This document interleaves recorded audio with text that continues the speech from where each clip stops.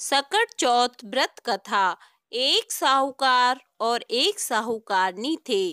वह धर्म पुण्य को नहीं मानते थे, जिसके कारण उनके बच्चा नहीं हुआ। एक दिन पड़ोसन सकट चौथ की कहानी सुन रही थी। तब साहूकारनी उसके पास जाकर बोली कि ये तुम क्या कर रही हो। तब वह बोली कि आज चौथ का व्रत है, इसलिए कहानी सुन रही हूँ। तब साहूकार की बहू बोली कि यदि मेरे गर्भ रह जाए तो 1.25 तिलकुट करूंगी और चौथ का व्रत भी करूंगी। उसके गर्भ रह गया तो वह बोली कि मेरे लड़का हो जाए तो मैं 2.5 सेर का तिलकुट करूंगी। उसके लड़का भी हो गया तो वह बोली कि हे चौथ माता, मेरे बेटे का विवाह हो जाएगा तो 1.25 सेर का तिलकुट करूंगी। तब बेटे का विवाह तय हो गया तो वह विवाह करने चले गए।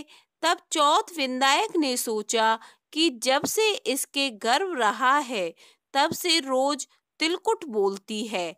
अब तो बेटे का विवाह भी हो गया, तब भी तिल का एक दान भी नहीं दिया। अगर हम इसको परपंच नहीं दिखाएं तो अपने को कलयुग में कोई भी नहीं मानेगा और इसके बेटे को फेरे में से ले लेंगे। जब उसके 3 फेरे लिए तो चौथ माता गरजती हुई आई और उसको उठाकर पीपल पर बिठा दिया। हाहाकार मच गया और उसको ढूंढने लगे, परंतु कहीं भी नहीं मिला। लड़कियां गणगौर पूजने गांव से बाहर दूब लेने जाती थीं। तब वह कहता, आ मेरी अर्धव्याही। यह बात सुनकर वह लड़की सूख कर कांटा हो गई। तब लड़की की माँ बोली, मैं तुझे अच्छा खिलाती हूँ, फिर भी तू क्यों सूखती जा रही है। तो वह बोली कि जब मैं दूब लेने जाती हूँ तो एक पीपल में से एक आदमी बोलता है कि आ मेरी अर्धव्याही, आ मेरी अर्धव्याही, और उसने मेहंदी लगा रखी है, सेहरा बांध रखा है। तो उसकी माँ उठी और देखा कि वह तो उसका जमाई है। तब वह अपने जमाई से बोली कि यहाँ क्यों बैठे हो, मेरी बेटी को अर्धब्याही कर दी और अब क्या लेगा। तब वह बोला कि मेरी माँ ने चौथ माता का तिलकुट बोला था, वह उसने नहीं किया और चौथ माता नाराज हो गई है और मुझे यहाँ बैठा दिया है। वह वहां गई और साहूकारनी से बोली कि तुमने गणेश चौथ का कुछ बोला है क्या। तब साहूकारनी बोली, तिलकुट बोला था। तो फिर साहूकारनी बोली कि अगर मेरा बेटा आ जाए तो 2.5 मन का तिलकुट करूंगी और गणेश चौथ राजी हो गई और उसके बेटे को फेरों में लाकर बिठा दिया। बेटे का विवाह हो गया। तब उन लोगों ने 2.5 मन का तिलकुट कर दिया और बोली कि हे चौथ माता, तेरे आशीर्वाद से मेरे बेटे बहू घर आए हैं, जिससे मैं हमेशा तिलकुट करके व्रत करूंगी। सारे नगर में ढिंडोरा पिटवा दिया कि सब कोई तिलकुट करके चौथ का व्रत करना। हे चौथ माता, जैसे उसके बेटे बहू को मिलवाया वैसे सबको मिलवाना, कहते सुनते सब परिवार का करना। जो चौथ माता का उज्जमन करे वह विनायक जी की कहानी पढ़े। सकट चौथ व्रत की दूसरी कथा। किसी नगर में एक कुम्हार रहता था। एक बार जब उसने बर्तन बनाकर आवा लगाया तो आवा नहीं पका। परेशान होकर वह राजा के पास गया और बोला कि महाराज, ना जाने क्या कारण है कि आवा पक ही नहीं रहा है। राजा ने राज पंडित को बुलाकर कारण पूछा। राज पंडित ने कहा, हर बार आवा लगाते समय एक बच्चे की बलि देने से आवा पक जाएगा। राजा का आदेश हो गया। बलि आरंभ हुई। जिस परिवार की बारी होती वह अपने बच्चों में से एक बच्चा बलि के लिए भेज देता। इस तरह कुछ दिनों तक यह क्रम चलता रहा। एक दिन एक बुढ़िया के लड़के की बारी आई। बुढ़िया के एक ही बेटा था तथा उसके जीवन का सहारा था, पर राजा की आज्ञा के सामने कुछ नहीं हो सकता था। दुखी बुढ़िया सोचने लगी, मेरा एक ही बेटा है, वह भी संकट के दिन मुझसे जुदा हो जाएगा। तभी उसको एक उपाय सूझा।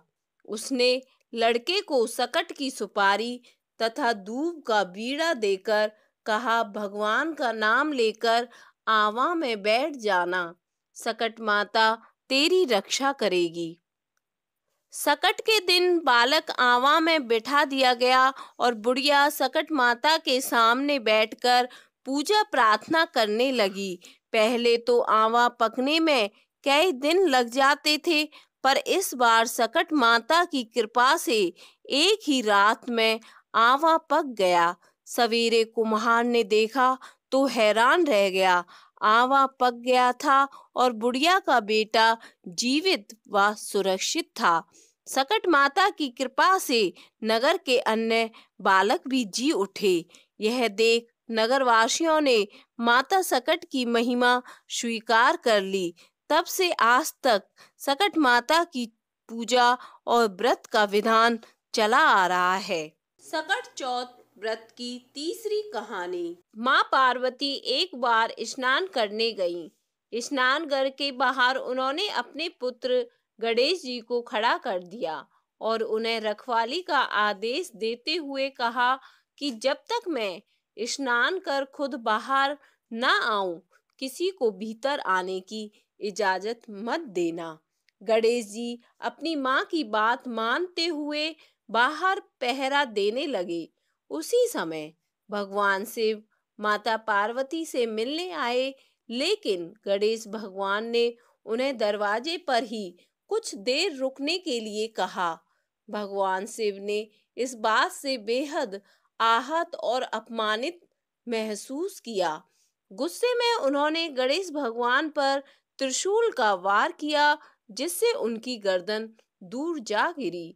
स्नान घर के बाहर शोरगुल सुनकर जब माता पार्वती बाहर आईं तो देखा कि गणेश जी की गर्दन कटी हुई है। ये देखकर वो रोने लगी और उन्होंने शिव जी से कहा कि गणेश जी के प्राण फिर से वापस कर दें। इस पर शिव जी ने एक हाथी का सिर लेकर गणेश जी को लगा दिया। इस तरह से गणेश भगवान को दूसरा जीवन मिला। तभी से गणेश की हाथी की तरह सूंड होने लगी। तभी से महिलाएं बच्चों की सलामती के लिए माघ माह के कृष्ण पक्ष की चतुर्थी को गणेश चतुर्थी का व्रत करने लगी। विनायक जी की कहानी। एक बार विनायक जी महाराज एक चुटकी में चावल और एक में दूध लेकर घूम रहे थे और कह रहे थे कि कोई मेरी खीर बना दे। तो एक बुढ़िया माई बोली कि लाओ मैं खीर बना देती हूँ। वह एक कटोरी ले आई। तब विनायक जी बोले कि बुढ़िया माई कटोरी क्यों लेके आई, भगोना लाकर चढ़ा दे। तब बुढ़िया माई बोली कि इतने बड़े का क्या होगा, कटोरी ही काफी है। तो लेकिन भगोना चढ़ा दिया और चढ़ाते ही वह दूध से भर गया। फिर विनायक जी ने कहा कि मैं बाहर जाकर आता हूँ, तू खीर बनाकर रखियो। खीर बनकर तैयार हो गई, परंतु विनायक जी महाराज नहीं आए। तो बुढ़िया माई का मन ललचा गया और वह दरवाजा बंद करके खीर खाने लगी और बोली कि विनायक जी महाराज भोग लगाओ, और खीर खाने लगी। इतने में विनायक जी आए और बोले, माई खीर बना ली? तो बुढ़िया बोली, हाँ आकर जीम लो। तो विनायक जी बोले, मैंने तो जीम लिया, जब तू जीमने लगी तभी मैंने भोग लगा दिया था। तब बुढ़िया माई बोली कि तुमने तो मेरा पर्दा हटा दिया, परंतु किसी और का पर्दा मत हटाना। तब विनायक जी महाराज ने खूब धन दौलत भर दिया